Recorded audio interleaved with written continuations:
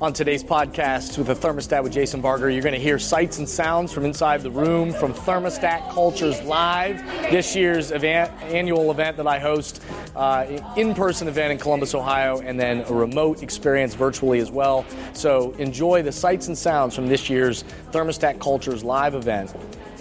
Welcome back to the Thermostat with Jason Barger. If you're currently on a commute, a walk, or just a micro break in your day, glad you're making time to step back, to think, and to reflect on the next steps on your journey. I've never been more convinced the best leaders and team cultures in the world are the ones that make time to step back, breathe in good oxygen, and calibrate their thermostat. I hope today's conversation leaves you feeling grounded and inspired. Now let's dive into today's topic to engage our minds and hearts in order to authentically lead and create compelling cultures wherever we are in the world. My name is Ben Smith. I'm with Thermostat Cultures Live. I'm getting little snippets of the impact from what was discussed from people for Jason's podcast. Sure. Yeah, good. All right. So, Grant Covell, tell me a little bit about what are some things from this morning that were either pockets of discovery or inspiration for you? There was a lot to take in. I think the concepts that resonated with me pretty strongly were around when you help people grow, you grow yourself. And I think that sometimes we undervalue that. And attached to that was the concept that servant leadership's not just a leadership style. It's not just for work. That's a lifestyle. So all of that kind of combining together really resonated with me, and I'm personally at a moment in time where I'm trying to figure out what I want to do next professionally, and it's really helped me anchor in and think about the right opportunities that are going to be around, the chance to apply that servant leadership to hone my craft in that, because I think we're always growing and evolving in that, and putting myself in that environment where I can have be impactful, because I think I heard the Damon saying, like, the one word that kind of summed up for things for me. I think impactful is the word that's kind of really personally gravitates for me. So reflecting on that was really valuable. As you're looking in for your next opportunity and next challenges, is that something that you'll also be considering? Is how do you choose where that opportunity would come from if you have many directions to go? Yeah, absolutely. I think I put aligning culturally with my next organization is the top priority, and then in that, do I have an opportunity to be impactful and implement a lot of the strengths and skills and my kind of, so to speak, superpowers. So finding that alignment is a lot more important to me than what the paycheck is going to be. I guess that, in a way, to me, that's part of the paycheck. Part of the paycheck you get is what you gain intellectually and as a person, and then is there that opportunity to help others grow and then thus grow yourself that is manifested through that. So. I'm just curious if you've been involved with or seen culture, a void of culture within a company, and what happens next to that company or to that group. Yeah, I think that I've seen that happen a lot over, I've been in the workforce for 27 years. So, I think I've seen a lot of moments, even where strong companies, maybe even teams within, strong companies that might have good culture, but the team is void of a culture. There are segments of the company that are void of the culture, or even to, I think Howard's point that this morning, single manager is not following through with what the culture of the organization is. So I think that and having an effect across the board. Now we're on the national news. Yes. And I think that somebody brought up just the point of who is the arbiter, so to speak, of the culture when we're not around as leaders. And if you really are setting the right culture, it's every individual feels, I think, empowered and bought into that. But it's something you got to work at. Certainly seen and been places where that there's been that void. There's no purpose. There's no direction. It's only about a bottom line, and that is very, I think, demotivating for people, and exhausting to be around in a place that's in that has that void. Okay, so my name is Brooklyn Stinson Hill. I work in the HR department with the engineering and architecture firm Burgess & Nyepel. Oh, very cool. Okay, Yes. I know Burgess & Nyepel. Yes. They've been around for a good long while. They have. Yeah. They have. So are there some themes that were relevant when you got here that said, oh, we're kind of in the middle of something like that? Is there some relevance today? Navigate the differences in generations that come in and out of our firm. Mm-hmm. So I definitely would say yes, there are some things that they've touched on that kind of resonate with me personally and within our firm. Yeah, I would say. Is she leaving because she thinks she's next? Or did she hear my question? No, I think she's probably thinks You work she's with next. her? That's my boss. That's your boss. Yes, come over here, Oh, Katrine. She's next. Come on, Katrine. Yes, Katrine, please. Come on.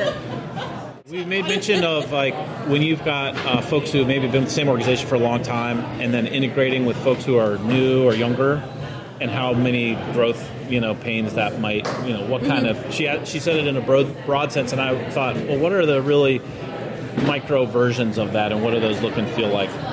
Because you're obviously talking about building culture. How do you do that when this guy was raised this way, this lady was raised this way? They're from different walks of life and different decades overall of time. backgrounds. Yeah. But Yes. I think at the end of the day, it's trying to find the way forward. And if that means we're doing it a little bit different than you're accustomed to, or you have a different point of view, I need to be receptive to that and be open-minded towards that. Right. But at the end of the day, let's work towards being useful and getting the job done. Definitely being open to different views and how people do things. Having an open dialogue and communication and getting to know one another. Sure. I think that definitely helps when it comes to having a difference in background. And kind of changing how an organization looks and feels, for sure. I think absolutely. And the more that we can demonstrate that we are invested in someone's long-term success, not just the output that we get out of them in an 8-hour shift, right? But that we see that they are a active contributor to our culture and where we're trying to go and grow together, the more invested they are in that shared vision. So my name is Michael Tucker. I'm with NetJets. I think the biggest thing that stuck out with me were just the two words, humility and grace. That's great. I'm stepping into a new role, so I'm not going to know everything. So I'm going to have to give myself grace and make sure that the others are giving myself grace too. And I actually wrote that down as my thermostat word. So hopeful for a good 2026 with that. So yeah, that's. My name is Jessica Kaufman. I'm with Balance Family Academy of Clintonville. Oh, cool. I was really touched by how genuine everyone was, and also just making me think about my impact and the ripple effects that I put out into the world. That's terrific. I'm Whitney, and I'm with Balance Family Academy. Okay, I assumed so. Yes. All right, good. What resonated for you today? One of the big takeaways for me today was the idea of a lot of times accountability is only looked at in a negative way of, when we have to hold somebody accountable. So finding ways to focus more on the positive accountability and shouting out those big wins. That's awesome. So do you feel like you can, in a non-condescending way, how can you hold somebody to the fire? Like, is it the style of language? Is it a conversation versus a lecture? How do you do that in a micro, organizational way? That's a tough question. I'm sorry. I think a lot of it is going to have to do with the groundwork that you lay with, setting people up for success and, the training leading up to that, and building a culture where people are willing to receive feedback, and make sure we're acknowledging all of the wins, big and small, and we are all here to grow together, versus, you're doing something wrong and you need to do better. That's great. Do you have a tidbit on the culture side of things that you'll bring back, and maybe if you have anything from today that you'll say, I'm going to implement that like right away? There's so many things. I couldn't choose just one. That's a great quote. That's good. I'm glad to hear that. Was it good today? This was so great. Good. Filled up my cup. Oh, that's what. It's like being back at camp. You know what I mean? Yeah. So I am taking home my thermostat word, which is courageous, because in my role in HR, I have to have many courageous conversations. But I feel like today, just, regrounded myself. I'm taking back the building relationships and the trust and the hope and just that connectivity to our staff through their well-being and through being courageous, because you have to be courageous to be able to work through those situations. So I feel like today was a really good regrounding for me, and it will allow me just to take a step back and pause. I heard that a lot today, a lot of pause. And just be very thoughtful about decisions I make and conversations I have. That's what my feedback from you is that, it sounds like you're willing to walk that walk. Absolutely. Yeah, I tell people all the time that, human resources, HR folks tend to get a bad rap, but at the end of the day, you have to be able to acknowledge and work through the human part of human resources, because that's why we're here, and that's what we're here for. We're not here only for the discipline and that negative accountability. We're here to hold people to expectations, but to do it. Bad rap for absolutely, that absolutely, yes. What you're intended for. Yes, and trust is huge, and I tell folks all the time that it takes a long time to build trust. It takes a second to destroy it,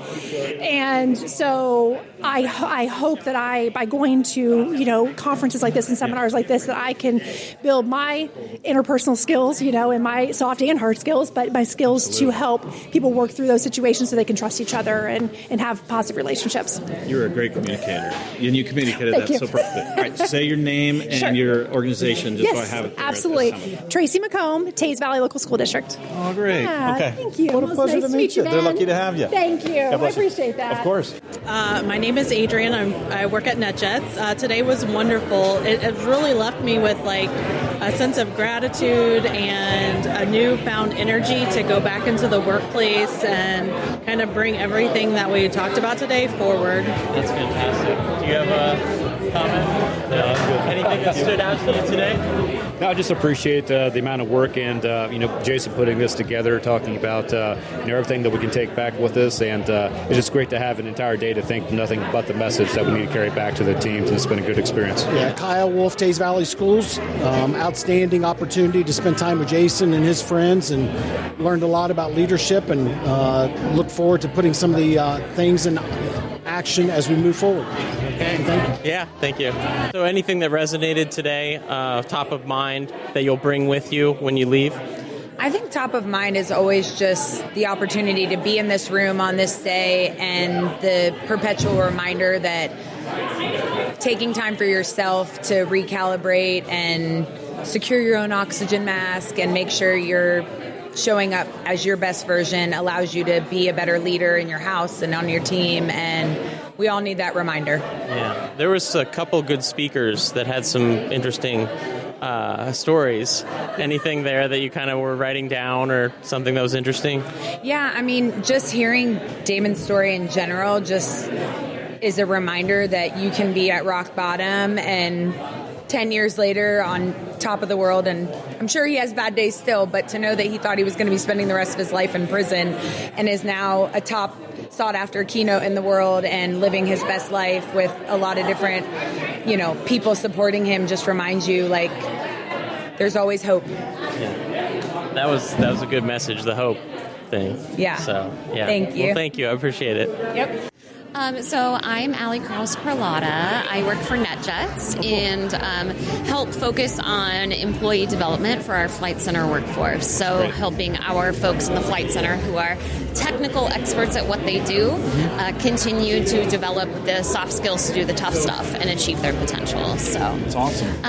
Yeah. Did you have some things today that you said, I'm taking that home, I'm taking that to work? Yeah. I think the thing that really resonated with me most today thus far is this question and challenge of who carries the culture when you're not around. And, as someone who takes a lot of personal ownership and accountability around trying to create a culture where employees can achieve their potential and be at their best to give their best. It can feel like an even greater challenge to think, how do I share that responsibility and that accountability amongst a workforce of thousands of people? And that, to me, I think is what has kind of been gas in the tank so far today. Yeah. And kind of a challenge that I can take back to my workplace and my leaders to say, yes, this is perhaps what may be in my job description. And I am not the executor of this vision, right? I can help create the conditions for folks to thrive, but we all have to show up and we all have to be committed and we all have to have these concepts show up in how we think, act, and interact. But before we dive deeper, let's pause, take a quick break, and we'll be right back. Many teams and organizations right now are realizing that they need to do both. They need to engage the minds and hearts of their people in person, where everyone in the room can experience the energy of congregating together and find clarity for the road ahead. And they also need to continue to find ways to engage the minds and hearts of their people virtually, with those who are working remotely or at a distance. So, if you are in the process of planning your next team meeting, company all-hands event, conference or culture summit, and are looking for support with a powerful keynote speech, facilitated team conversations that are the currency for change, or deeper development on leadership mindset and an intentional strategy for the culture you're trying to create, I hope you'll contact us at jasonvbarger.com. jasonvbarger.com. It is my privilege and our honor to partner with great people to provide support in these areas. We want to breathe oxygen into your leaders and throughout your organization so you can set the temperature you want for your culture. We look forward to connecting with you soon. I hope you'll contact us at jasonvbarger.com. jasonvbarger.com. It is my privilege and our honor to partner with great people to provide support in these areas. We want to breathe oxygen into your leaders and throughout your organization so you can set the temperature you want for your culture. We look forward to connecting with you soon. Show me that we're going somewhere. Show me that I'm valued. Show me that there's a pathway for me to really make my impact. Right. Are you seeing that same thing?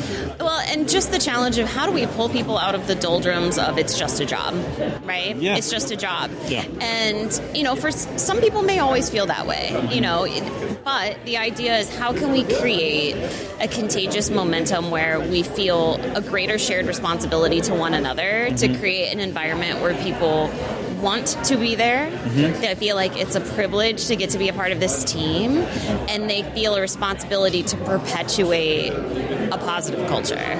So you used two words together I've never heard grouped, which were contagious momentum. I saw something recently where we were talking about extending trust to others by the very practical measure of marbles in a jar. And saying, how many of my marbles are in your jar? And if you have enough of mine, I'm going to trust you for where we're going next. Yeah, I like that. Contagious momentum, that gave me the tingles. I love that statement. I could see it on a T-shirt because it really, you can't have one without the other. It's a snowball effect. Yeah. What maybe are some marbles that you feel like, hey, we can put this in somebody's tank and give them some of that contagious momentum? I just can't tell you enough how much I love those words. Well, I think it's really just trying to actively be the opposite of, negativity is contagious, right? And that in and of itself is a magnetic force. So imagine if you put an equal amount of energy, brain space, time, effort, and skill into trying to be the opposite and trying to be a light for others and encouraging them to do the same and see the best not only in themselves but in the folks that they work with. We spend a lot of time at work if you're in a traditional job, right? If you think 40 plus hours a week for 40 years of your life, we don't have to be active contributors to that being a miserable experience. Sure. And if instead we could be active contributors to trying to be the best part of somebody's day, or the person who gave them encouragement or words of wisdom, or even a listening ear without judgment, that all contributes to this idea of well-being, right? And the more we can foster well-being, greater return on investment we'll see from a business perspective. I love that. I'm Karen Engels from CRSI. Damon's presentation was pretty impactful, not just for work, but for life. I myself and our family have experienced some difficult challenges, and the whole idea of redemption being deserving, people being redeemed and everybody deserving that was pretty impactful. And he talked about humility and grace, and as a believer in Jesus, that whole idea of humility and grace is pretty overwhelming when you think about the fact that that's something that everybody deserves, and in order to understand grace, you have to be right-sized, as Damon put it, and not think more of yourself than you are, and understand your place. And this how it applies to work as well, and that you have to understand that you're not it. Like, it's bigger than everything else, because that's what Jason's principles are too, is you need to be a part of something bigger than yourself. I remember the saying, don't be too big for your britches. Doesn't it have some relevance to being right-sized? Yes, it does. And my husband is funny because he will always joke around and say, I'm so humble, I can't even fit my head in the room, or something along that lines. And it's just, that whole idea of humble and grace. None of us are perfect. And whether that's in our homes, in our personal lives with friends, or at work, recognizing that perfection is not something that any of us are going to obtain, and that we as leaders have to understand who we are. That's the humility piece. And then the grace piece of it is we have to give grace to other people too. And will that cost us something? Yes. One of the notes I wrote down was, grace always costs the one giving it more than the one receiving it. And that's some pretty impactful stuff. So just a good reminder of who I need to be, and that grace is something that everyone needs, including myself. Karen, that's beautiful. Well, good. I might have to ask you again after some more of the content, because I feel your absorption is intact. That's great. Well, great to meet you. Yeah, nice to meet you too. Appreciate it. His family, what a beautiful thing. Yeah. To be like, no, that's not who. Maybe that's who he was out here, but look at how he changed. I thought Jason was going to wrap it up before I could tell that story. I'm like, that's a so important part of the story. That was so lovely. Yeah. Good job. That's so great of you. And I think that's a beautiful thing to do. You should see how proud they are of your brother now. That's so great. I mean, it's just, what's the price of that? You change the memory of a human being. That's priceless. Yeah. I mean, how many people in their life can say that they've done that? Yeah. But I love that. I just feel like somebody's going to tap on your shoulder and be like, "You mind if we do this for a movie?" Because one day, don't you feel like one of the most impactful, like styles of television? Did you ever see Breaking Bad by any chance? I've never seen it, but I've heard about it. It's the anti-hero. It's kind of become more, commonplace. Like, we always want the good guy to win in the end, and that's not really what happens all the time. And so sometimes it's a morally ambiguous character. Right. Tony Soprano's morally ambiguous. Sure. Tony's a bad guy. Tony's dangerous. You can die around Tony. But Tony also takes his daughter to soccer practice. Right. He loves his wife. He takes her to dinner. Yeah, so we love Tony. We wanted Tony to win. Yeah. Tony's a dangerous guy. Right. And that's kind of what, if you morally ever get a chance to see Breaking Bad. But I feel like your story and celebrating your friend the way that you've done, to me, is a we don't throw people away. Yeah. And I think to give that to his family is the greatest gift that you could ever give. That's really great. I love how you said they stand ramrod straight. They're talking about their bro in a different way. Yeah. Like, don't forget who he was when he was 8. You know what I mean? Like, I love that. What a beautiful story. Thank you, man. I appreciate that, man. I'm glad you hit home with you. Great job. I love hearing that. That's good. Great job in your life. That's what I can say. I just think it's great. Good Thank for you so much. Great to meet you. Listening to the story of the coffee bean guy and Damon West and just thinking, how much we can learn from somebody who's been through so much, and the story of redemption. How do you feel like in today's world that story could resonate inside of the leadership that we have? Like, what kind of juice can you squeeze from that fruit, if I can use that term? Yeah, I'd say like the biggest thing that I take away from that is like the story of like the grace and the humility, and if you can walk into situations with that sort of compassion for somebody, I feel like that is only going to set people up for success, to be more open-minded and tolerant and accepting of what people are going through. You just never know what someone has walked through, and so being given that grace and the humility will just only make you a better person, but it also gives hope for the other person to be a better person as well. Opens a pathway. For sure. I like how you put that. That's great. Lee, can you shine on that a second too? I'm not good with this kind of stuff. No pressure.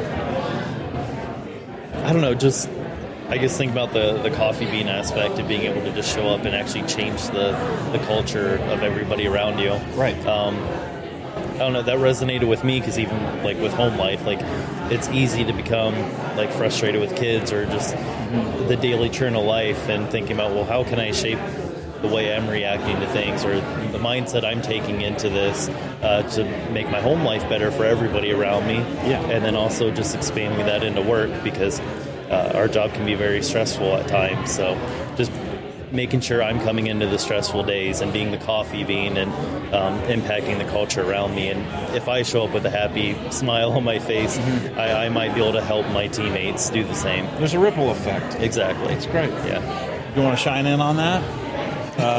Sure, yeah. Derek's like, I disagree. No. I think it's just inspiring how someone had to become their absolute worst version of themselves to be able to get the best of so many people, right? That's fair. When we think about, what our, somewhat trivial, things that hold us back from being our best version of ourselves, whether it be at work and our personal lives, and we're asked to give so much less than what Damon had to, and, the opportunities for us to really make an influence on people. Right. That's great. Grabbing some tidbits today that you feel like you'll be able to take with you into the workforce and say, this might be a better way to solve that problem. Yeah, absolutely. And it's one of those things, making the best version of yourself makes it so much easier to have that impact, to be able to get the most out of everybody who looks to you for guidance. Yeah. So, I think, it starts within yourself. Sometimes that's the hardest thing to change, but if we can take that step, everyone else will get what they need from you as well. Thank you, Derek. Yeah, that's awesome. All right, Derek, your last name? Clary. Lee Slarb. Yep. And Adrian Kiernan. All right, thanks, guys. So appreciate it. Thanks for your insights. Thank you, everybody, for listening and being a part of today's podcast. And I just have gratitude for everybody that's a part of this, that either you attended Thermostat Cultures live in person or virtually, or you're going to attend in future years. Grateful for this community and people that are naming authentic leadership and compelling cultures is important to them personally and throughout their teams and organizations. Thank you so much. I'm very grateful.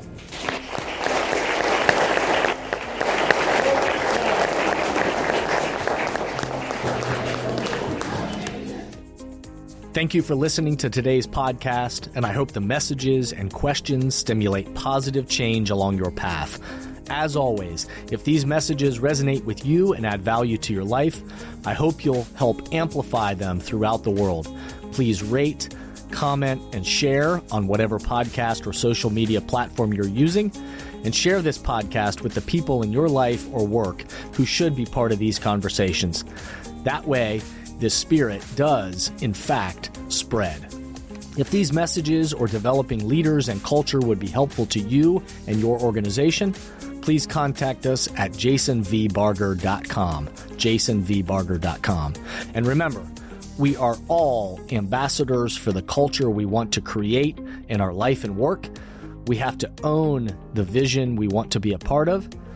The future of leadership is you, is me, is us. Be a thermostat.